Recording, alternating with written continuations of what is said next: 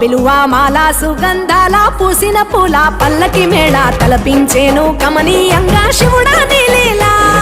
సద్గురు వేదం శంభుని నాదం అందాల ఈ సుందర ధామం నింగి నేలకు నిచ్చనలేసే